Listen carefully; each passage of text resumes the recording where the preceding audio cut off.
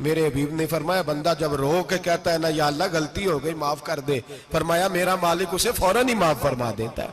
तू आ तो सही, तू आता ही नहीं। सुने बड़ी प्यारी हदीस, बड़ी खूबसूरत हदीस, कंजुल माल में दीगर कुतुब हदीस में है। हजरत अबू हुरैरा रदी अल्लाह तआला अन्हु फरमाते एक बाबा जी नबी पाक की बारगाह में आए और जब वो वापस जाने लगे तो मैंने उम्र पूछी तो उम्र थी 96 साल। कहते हैं बुजुर्ग जब आए ना तो ये भवें जो है ना उनकी सफेद होके तो यूं आंखों पे आ गई। बड़ी छड़ी बाबा जी ने पकड़ी हुई और दोनों हाथ पकड़ के ना छड़ी के ऊपर झुके हुए हैं एक जानिब। कुर्बान जाऊं, कहते हैं जब वो बुजुर्ग मस्जिद में दाखिल हुए तो मेरे रसूल ने खड़े होकर इस्तकबाल फरमाया, खड़े हो। और नबी करीम सल्लल्लाहु अलैहि वसल्लम ने आगे बढ़ के बाबा जी को बाजू से पकड़ा और बिठाया। हुजूर बैठ गए। कहा बुजुर्गों कैसे आए हो? तो कहते हैं वो बाबा जी बात करते तो आंख खोल के पहले हुजूर का चेहरा देखते, फिर वो बात करते तो उनके लबो लहजे के अंदर बड़ी परेशानी, बड़ी तकलीफ, बड़ी मायूसी। अर्ज करने लगे या रसूल अल्लाह, हुजूर जिंदगी सारी गुनाहों में बीत गई है, हुजूर गलतियां ही गलतियां, याद माजी अजाब है, यार अब छीन ले मुझसे हाफजा मेरा। अल्लाह के रसूल बड़ी लंबी फहरिस्त है, पाप ही पाप है, काले स्याह दफ्तर है।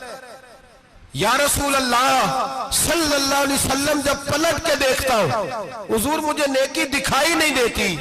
हुजूर इस उम्र में आपका एक सहाबी मिला है, उसने बात समझाई है तो थोड़ा ख्याल आया है, लेकिन या रसूल अल्लाह सल्लल्लाहु अलैहि वसल्लम अब मेरा वजूद बेकार हो गया है, हुजूर बूढ़ा हो गया हूं।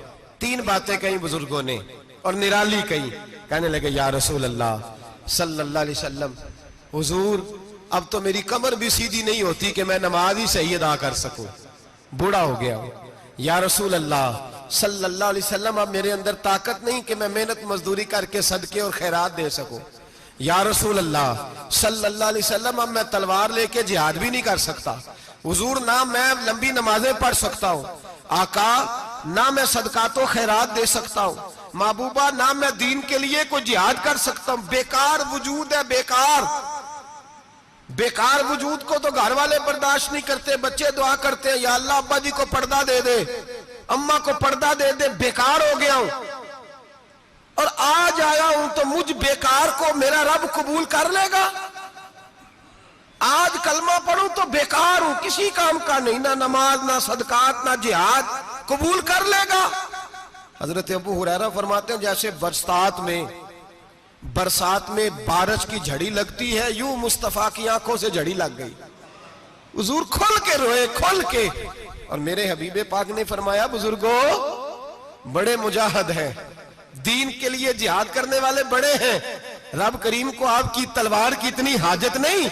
और फरमाया उसके खजाने कोई खाली तो नहीं कि आप ही गोया सदका देंगे तो भरे जाएंगे। और फरमाया फिर रब करीम की शान में इजाफा नहीं करती इबादतें, वो तो बंदे को नफा देती हैं। मैं बुजुर्गों ना आप जिहाद करें ना आप सदकात दे, ला लंबी नमाजें पढ़े, आप सिदक दिल से आ जाए, अल्लाह के रसूल का वादा है रब आपको बगैर हिसाब किताब जन्नत अता फरमा देगा।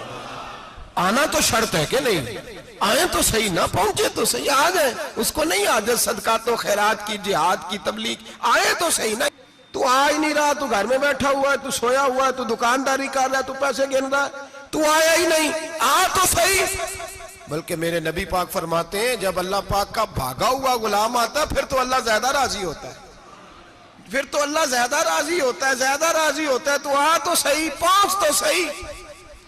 बल्कि सूफिया तो और बात करते हैं, वो कहते हैं तू कभी भूल के भी रब रब करे तो अल्लाह तो उसे भी कबूल कर लेता है, भूल के। मुल्ला रूमी कहते हैं बनी इस्राइल का बंदा है, सनम पत्थर को कहते हैं, बुत को कहते हैं, बुत के सामने खड़ा है और सारी रात कहता है या सनम या सनम या सनम, ए पत्थर ए बुत, सारी रात पुकारता रहा। रात गहरी हो गई, नींद का गलबा थक गया, सोने के करीब आया तो गलती से मुंह से निकल गया या समद, या सनम की जगह निकल गया। रब करीम ने फरमाया जिब्रील दौड़ के जा, जो मांगता है इसे दे दे। हजरत जिब्रील अर्ज करते हैं मौला भूल के तेरा नाम ले रहा है, भूल के ले रहा है, तो रब करीम ने फरमाया चल नाम तो मेरा ही ले रहा है ना, मेरा ले रहा है ना।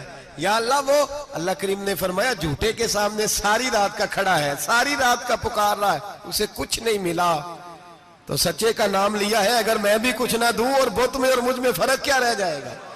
जा जो मांगता है झोली भर के दे, नाम तो लिया है ना। ओ भाई तू बहाना तो बनाना, वो आ तो सही ना, तू यहां आ जा, पहुंच जा, आ जा, बस बैठ जा, उसकी बारगाह नाज में हाजिर तो हो ना। तुझे फुर्सत ही नहीं, तू यारों के लिए टाइम निकालता है, बाजारों के लिए टाइम निकालता है, गलियों के लिए टाइम निकालता है, चौकों चौराहों के लिए टाइम निकालता है, हफ्ते में एक दिन होटलिंग के लिए भी जाता है, लेकिन कभी छुप के दो नफलों की तुझे तौफीक नहीं होती। और मैं कई दफा कह चुका हूं, जिस बंदे को बगैर इबादत के रिज़्क ज्यादा मिलने लग जाए उस पर आजमाइश होती है रब करीम की। अल्लाह फरमाता है इसको पैसे दो, इसे आने ना देना, इसको को चल पैसे दौड़ जा। लोग समझते हैं मैं बड़ा ज़हीन हूं, अक्लमंद हूं, देखो मैं अपनी होशियारी से, चलाकी से आगे निकल गया। तो आजमाइश है, ये तो आजमाइश है रब करीम की तरफ से, ये तो उसकी खुफिया तदबीर है मेरे भाई। उसकी बारगाह नाज तक जो आ गया, आना तो हमारी जिम्मेदारी है कि नहीं, फिर उसकी रहमत आगे बढ़ के इस्तकबाल कर लेती है। और खुदा की रहमत कितनी ज्यादा है, मेरे हबीब करीम सैयद आलम सल्लल्लाहु अलैहि वसल्लम ने फरमाया अल्लाह ने अपनी रहमत के 100 हिस्से किए। कितने? हुजूर फरमाते हैं एक हिस्सा अल्लाह ने दुनिया में नाजिल किया है। कितना? एक हिस्सा। फरमाया ये जो माँ बेटे से प्यार करती है, बाप बेटे के लिए मजदूरी करता है, जो बहन भाई के लिए रोती है, ये जो बीवी शौहर के लिए दुआ मांगती है, ये जो बच्चे माँ बाप से प्यार करते हैं, फरमाया ये उस एक रहमत का नतीजा है, एक रहमत का नतीजा। तो सहाबा कहने लगे या रसूलल्लाह वो 99 किधर है? नबी पाक ने फरमाया रब करीम ने संभाली हुई है, कयामत के दिन तुम्हें अता फरमाएगा।